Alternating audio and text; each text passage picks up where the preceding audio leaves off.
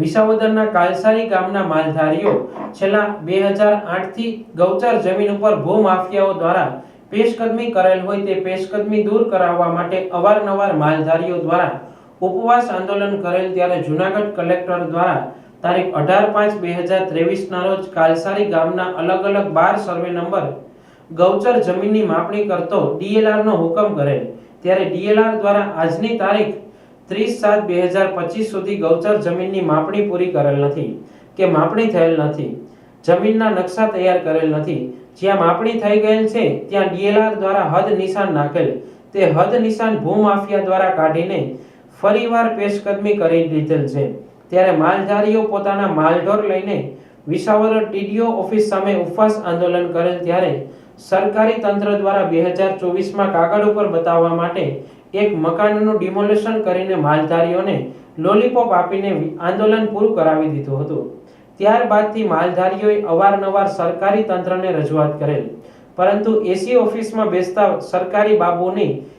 મેલી મુરાદને લઈને ભૂમાફિયાઓ દ્વારા ગૌચર જમીન ઉપર કરેલ પેશકદમી દૂર કરાવેલ નહીં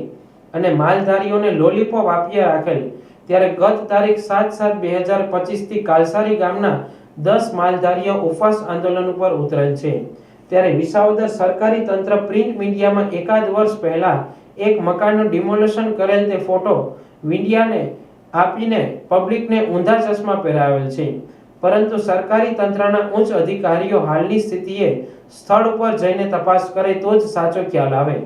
વિસાવદર ટીડીઓ, મામલતદાર અને ગ્રામ પંચાયત મંત્રી દ્વારા કલેક્ટરના 18/5/2023 ના હુકમ મુજબ ગૌચર ઉપર થયેલ દબાણ કેટલું દૂર કરાવેલ છે તે જૂનાગઢ કલેક્ટર, વિસાવદર પ્રાંત અધિકારી જો સાચી નીતિથી સ્થળ તપાસ કરે અને ભૂમાફિયા ઉપર કાયદેસરની કાર્યવાહી કરે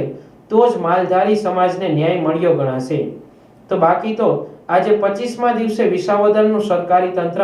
ભૂમાફિયા ઉપર કોઈ પણ જાતના પગલાં નથી લઈ શકતું, તો મીડિયાને લોકોમાંથી સાંભળવા મળતી ચર્ચા મુજબ શું વિસાવદર સરકારી તંત્ર ભૂમાફિયા સાથે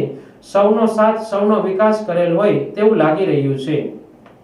જાગાભાઈ દેવસીભાઈ વડવાર, હું કાલસારી ગામનો રહેવાસી છું। અમારો સમાજ અહીંયા બેઠો છે ઉપા આંદોલન ઉપર, આજ 25મો દિવસ છે। આ ન્યૂઝપેપરમાં ની આવ્યું એ ખોટું છે ભગવાન, એ 2023 નું છે ને 1.5 વર્ષ થયું, એ ખુલ્લું છે એમાં નથી પણ 1.5 વર્ષ થયું, ટીકડે એમાં પાછું દબાણ થઈ ગયું, એની માટે કોઈ કાર્યવાહી નથી કરતા, એટલે લખીને મોકલે છે, એ જે ખોટું છે 1.5 વર્ષ પહેલાનું છે, એટલે નવીનનું કાંઈ નથી, 24નું કાંઈ નથી ને પછીનું કાંઈ નથી, આ હજુ ખોટું લખીને આપે છે, પૈસા ખાઈ ગયા હોય એટલે કલેક્ટરને મોકલી દઈએ કે આ કાર્યવાહી અમે કરી છે, પણ હા ખોટી છે। કલેક્ટર સાહેબ હરુભરું આવે, અમે થાળ ઉપર જઈએ, હાલો ક્યાં ખુલ્લું થયું છે ને ક્યાં પેક છે, હજુ અમે બતાવી છે। અહીંના અધિકારીઓ પૈસા ખાઈને મોજ કરે છે, સરકારને ખાઈ જાય ને પબ્લિક મોકલે કે અમારું રોકાઈ ગયો કે આટલા પૈસા દેવું, એવું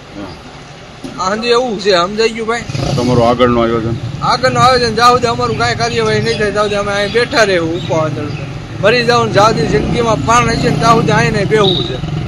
અમારે અહીંથી ઉઠવાનું થતું નથી।